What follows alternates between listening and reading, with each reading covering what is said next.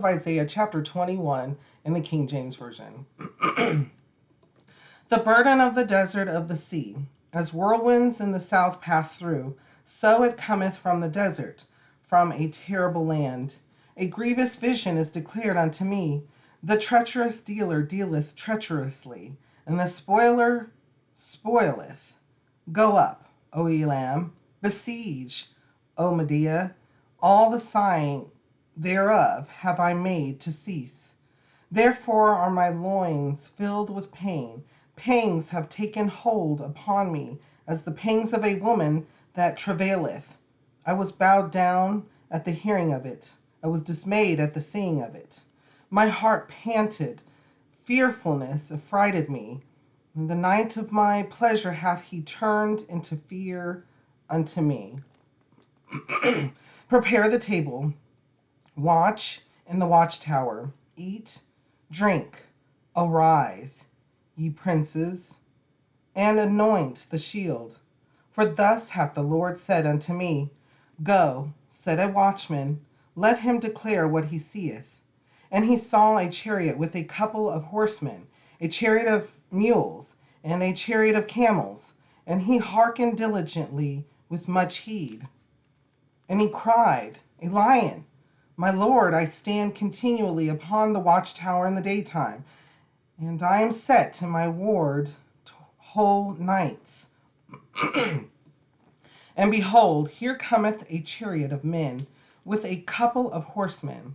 And he answered and said, Babylon is fallen, and all the graven images of her gods he hath broken unto the ground. O my threshing, and the corn of my floor, that which I have heard of the Lord of hosts, the God of Israel, have I declared unto you. The burden of Duma, he calleth to me out of Seir. Watchman, what of the night? Watchman, what of the night? The watchman said, The morning cometh, and also the night. If ye will inquire ye, return, come. The burden upon Arabia, in the forest in Arabia shall ye lodge, O ye travailing companies of Dedanim. The inhabitants of the land of Timnah brought water to him that was thirsty. They prevented with their bread him that fled. For they fled from the swords, from the drawn sword, and from the bent bow, and from the grievousness of war. For thus hath the Lord said unto me, Within a year, according to the years of an hireling, and all the glory of Kedar shall fail, and the residue of the number of archers, the mighty men of the children of Kedar, shall be diminished, for the Lord God of Israel hath spoken it. Okay, so there's a lot here. Sermon upon sermon. Let's go back to verse 6 and 7. For thus hath the Lord said unto me, Go, set a watchman, let him declare what he seeth. And he saw a chariot with a couple of horsemen, a chariot of, you see the A word there, I say mules, and a chariot of camels. And he hearkened diligently with much heed. And he cried, and continue on to verse 8, and he cried, A lion, my Lord, I stand continually upon the watchtower in the daytime, and I am set to my ward whole nights. Okay, so this is quite a bit of information. This is information as a prophecy as to what is to happen with Israel, and then after the exile, what is to happen to Babylon.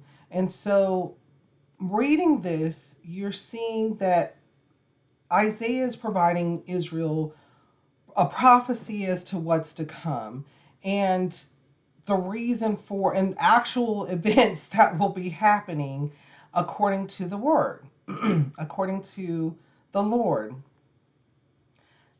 Bringing past to present, we can take a look at this about our lives.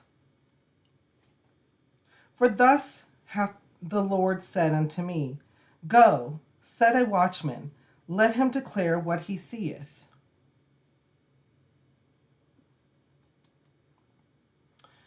Are we living in a peaceful time? Are we living in a time that is unprecedented? Are we living in a time where there's more worry and fear?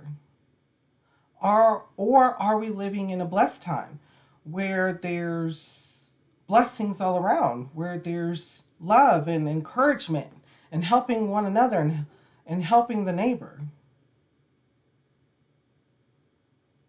It sounds more and more like the first part to me. So, who are the watchmen? And he saw a chariot with a couple of horsemen, a chariot of mules and a chariot of camels, and he hearkened diligently with much heed. And he cried, A lion, my lord, I stand continually upon the watchtower in the daytime, and I am set in my ward whole nights. Well, what is this watchman talking about? Continues on, and behold, here cometh a chariot of men with a couple of horsemen.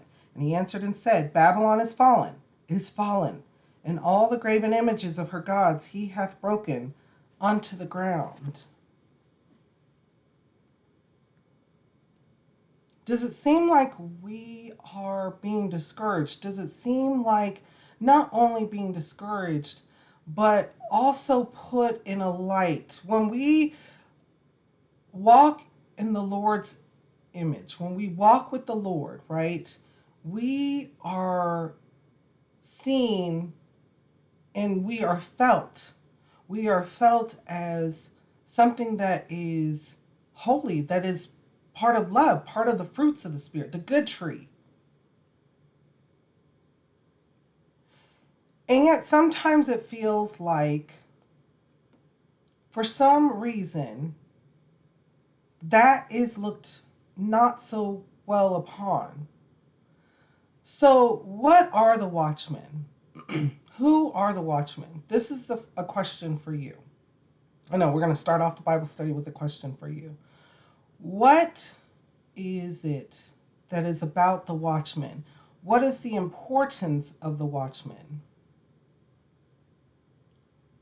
I know it is good to be aware of our surroundings.